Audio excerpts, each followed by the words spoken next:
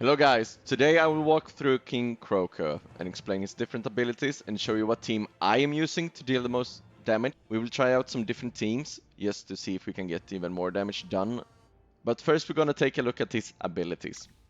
His ultimate recovers 60 energy every second after battle starts, but will not recover energy due to any other circumstances. So if you attack him or if he is attacking, it doesn't matter. When energy is full, he gains a magic barrier, but does not recover energy while this barrier is effective. You will see later on he will get a huge bubble around him and we need to kill that bubble.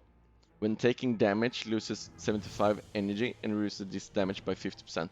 So he uses his energy to block damage basically when he got the shield up.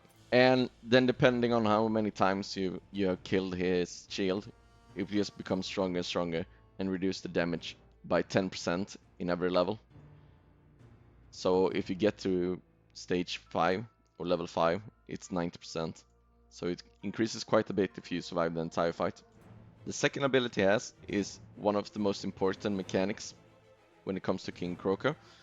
He shoots a magic bubble at the closest enemy at 15, 35 and 55 seconds into the battle.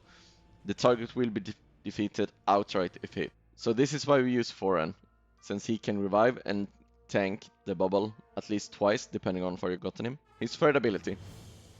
After charging briefly, launches a water bomb at the area with the most enemies, dealing 220% damage to enemies within 2 tiles.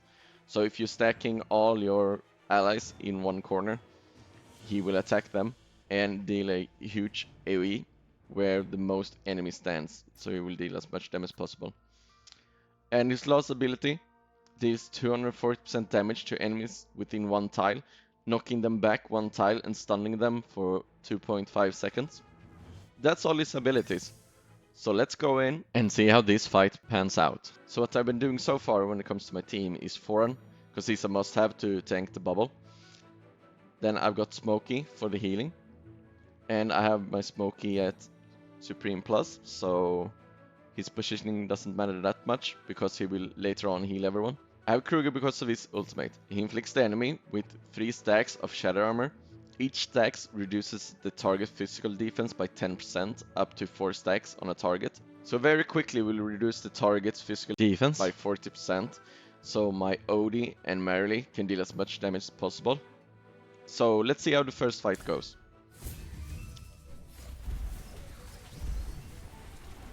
Here you have the charge up.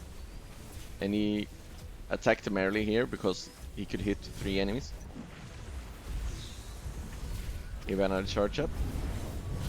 Once again going for Merrily. Here's the first bubble. Thoran died once.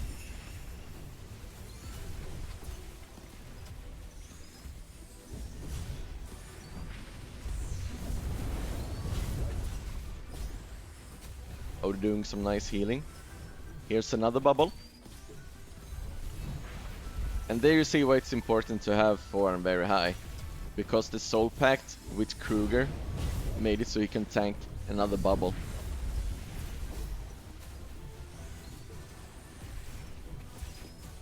And there we have another bubble.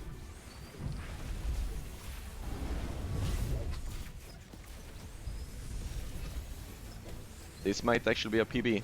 And here is the magic bubble. So you see his energy goes down to 0, but he's blocking a lot of damage.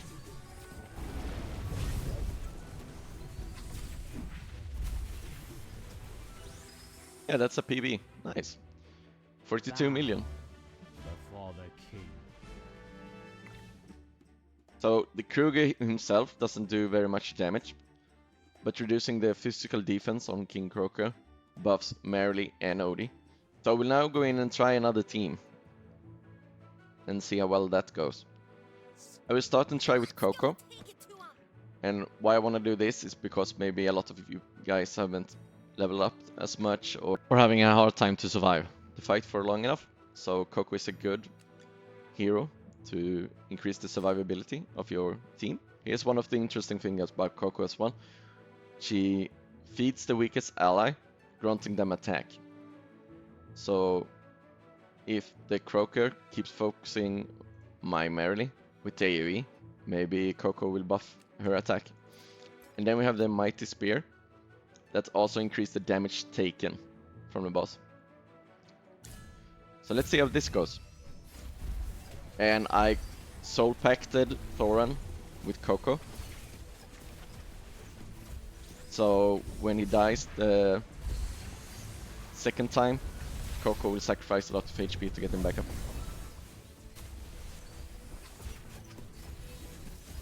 Depending how fast we can get through this magic shield, it might actually be a PB again.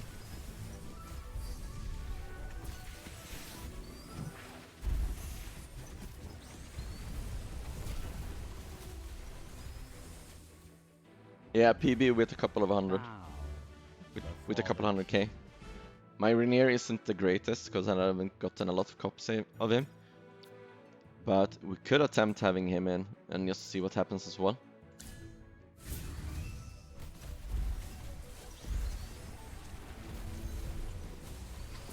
When you get him a bit higher, he buffs allies' attack. So the Thoran is all dead. It looks like we have a bit less damage than we had before.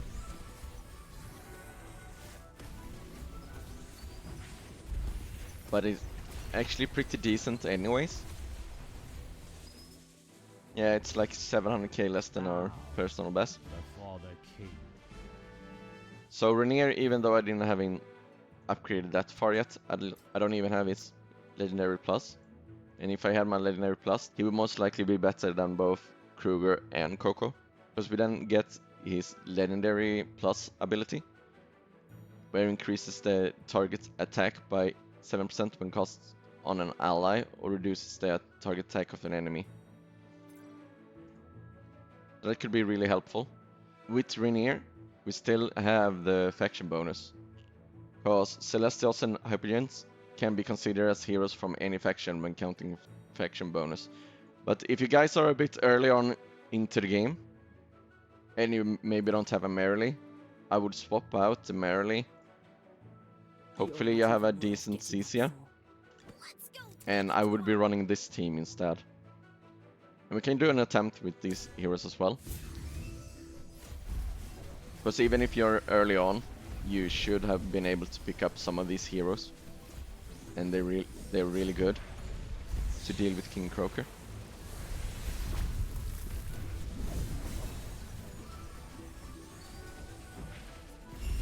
And also why I wanted to swap them out like this was because now you get 3+2 faction bonus, which give you 14% attack and HP.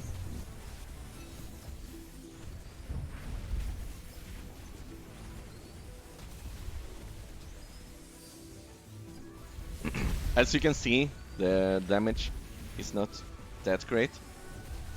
I mean, if this is the only option you have, then it's really good, still.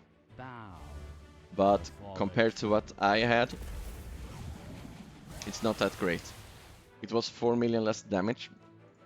So using the team I showed you earlier, with Thoran, Smokey, Kruger, Merrily, Odie, is one really good option. And if you have your Rainier a bit higher, or at the same level as I have, you can use Rainier instead of Kruger as well. Just remember to put the hero behind Thoran, so you get the soul pact. But that's it for the boss attempts. Now I'm gonna go into my heroes. So here we have the heroes that I was using. So let's go through them a bit. My Thoran is at Supreme. His weapon is at +5. And here you have the most important ability to get. This is why you want Thoran at Mythic Plus. Before a battle starts, Thoran signs a pact with the ally on the tile behind him, agreeing to take 50% damage for this ally until the battle ends. When Thoran is defeated, this ally sacrifices 85% of their current HP to save and heal Thoran by 150% of this portion of HP. After that, Thoran no longer takes damage for this ally. So that was the reason why we were able to tank more bubbles from King Croaker. Because the ally he is soul pacted with sacrificed HP so he can revive another time. Then we have the Smokey. I have Smokey at Supreme Plus, exclusive weapon +5. And the reason I have the weapon at +5 is so I unlock the additional 4% damage that the special aroma does. Because he also becomes a bit of a damage dealer when you get him to Mythic Plus. And when he casts on the third cast of his ultimate, he will deal damage and the range will increase by 1 tile.